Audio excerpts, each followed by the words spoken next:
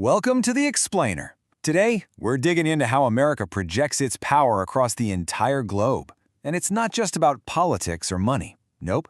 It all starts with technology so advanced, it can basically win a war before the other side even knows the fight is started. So, how in the world does a massive metal warplane just vanish? Well, it's not some kind of magic trick. It's this incredible symphony of brilliant engineering and, get this, electronic warfare.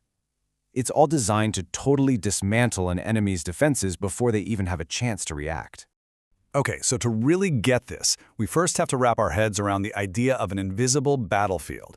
This is where the fight is won or lost on radar screens, long before a single shot is ever actually fired. Now, the key thing to understand here is that these stealth planes aren't literally invisible.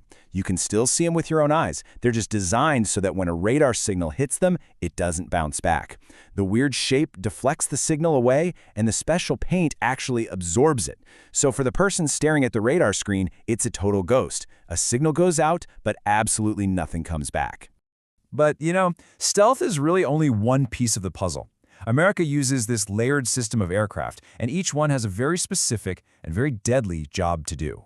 So, think of the Growler as the one who electronically kicks the door down. It doesn't use explosives to blow the door off its hinges, it just makes it so no one on the other side can see or hear you coming. It makes it totally safe for everyone else to walk right into the room. And what's so fascinating is how it does its job. It's a simple three-step process: blind, confuse, and destroy. First, it just blasts the enemy radar with so much energy that the screen just goes blank. Useless. Then, it floods their system with so much digital noise and so many fake targets that the operator is completely overwhelmed. And finally, if the radar is somehow still transmitting, the Growler fires a missile that literally just follows that signal right back to the antenna and boom, takes it out. It's a complete systematic dismantling of an enemy's senses. And this just shows you it's all about having the right tool for the right job. You've got the B-2 Spirit, right?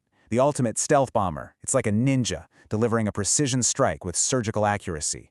Then you have the B-1 Lancer, which can sweep its wings back and go supersonic to deliver a massive payload fast. And of course, the iconic B-52, the old-school heavy hitter. It's designed for pure, overwhelming force, what they call carpet bombing. It's the exact same idea when you look at the fighters. First in are the Ghosts, the F-35 and F-22. They slip in totally undetected, with their weapons hidden inside to stay stealthy, and they surgically remove the biggest threats. It's only then, once the coast is clear, that the workhorses like the F-16 and F-15 show up with all their bombs and missiles strapped to the outside, ready to control the sky. So you see all this mind-blowing technology, and you have to ask yourself, who on earth is paying for all of this? We're talking trillions of dollars. Well, the answer lies way, way beyond the military budget. You see, that incredible military hardware, it doesn't exist in a vacuum. It's really just the tip of the spear. A spear that's been forged by a global system of economic and technological control that's been built up for decades. I mean, just look at the pillars of the global economy. In the IMF and World Bank, the U.S. has the largest voting share. That gives it huge influence over which countries get life-saving loans. The U.S. also effectively controls SWIFT. That's the plumbing for all international money transfers. And it could just decide to cut a nation off. And of course, the US dollar is the world's default currency. It's a system where if you play along, things are great. But if you challenge it, it can be absolutely disastrous for your economy. And then there's tech. Just think about your own day for a second. The phone in your pocket, it almost certainly runs on Google's Android or Apple's iOS. The searches you make, the emails you send, the apps you download, pretty much all of it runs through a handful of American companies. This deep technological integration gives the U.S. an unbelievable amount of access to information and a really unique way to influence the entire globe. So here's the absolute key to understanding all of this. Economic power, technological power, and military power, they are not separate things. They are one interconnected, self-funding engine. The massive wealth from finance and tech funds the most advanced military on Earth.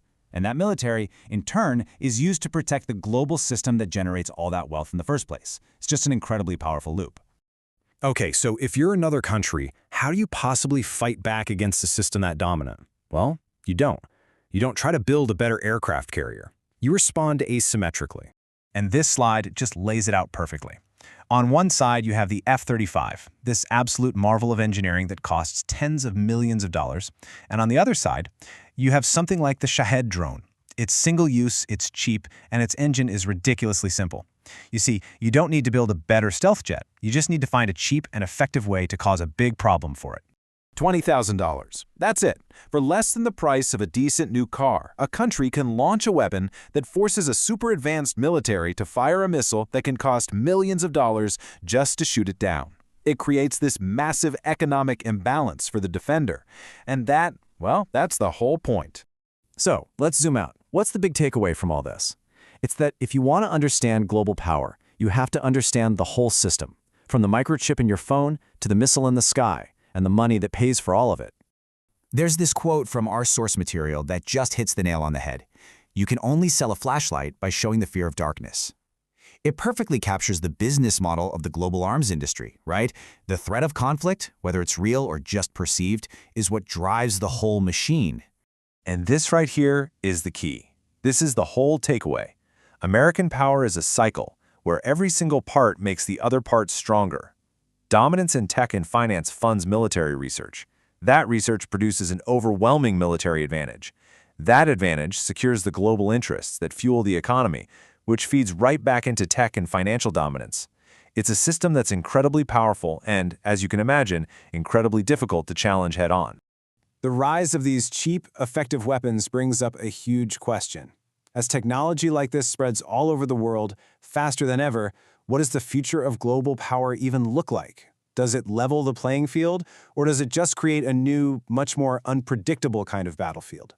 That, right there, is the question that's going to define global power for the rest of our lives.